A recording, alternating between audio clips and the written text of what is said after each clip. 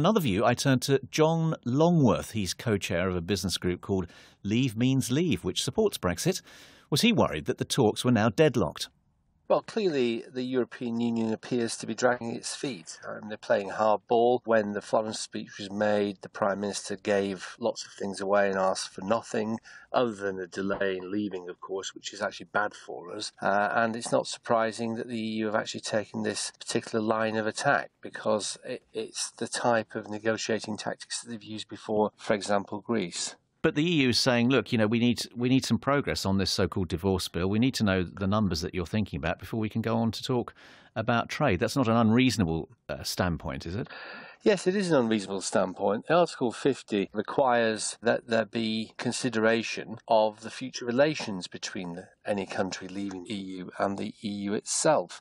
So there's absolutely no reason why that can't be discussed at the same time. And what the EU are effectively doing are trying to extract ever more amounts of money from the UK, and bearing in mind that it's been the stated intent of some of the Commission leaders to make sure that the UK is worse off for having left in order to encourage other countries not to do the same thing. And it's clearly the negotiating tactic of the EU to go along those lines. And of course, the UK would be in a much better position if it left the single market and the customs union and was actually able to crystallise the economic benefits, the opportunities that Brexit provides. Well, when you say opportunities, if this deadlock continues, there is a possibility there's a more distinct possibility with every day that passes that no agreement, no deal will be reached, and doing business with the rest of the EU for British companies, the kind of companies you used to represent, will get more difficult and possibly more expensive.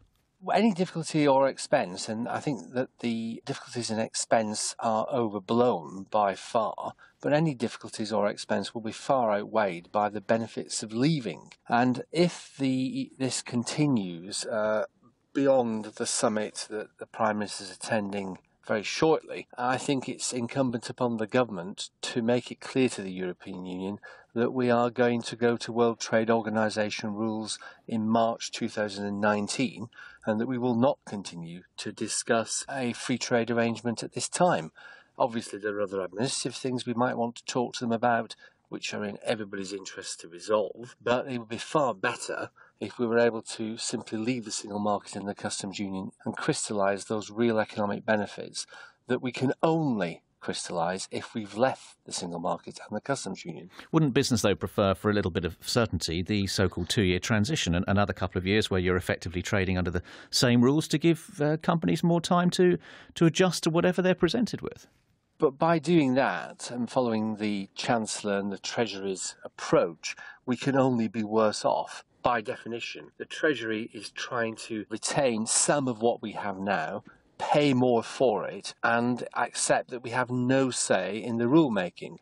By definition, we can only end up poorer as a consequence of that. Of course, some businesses won't like that because they have vested interests in the status quo. But for the economy as a whole, it would be good.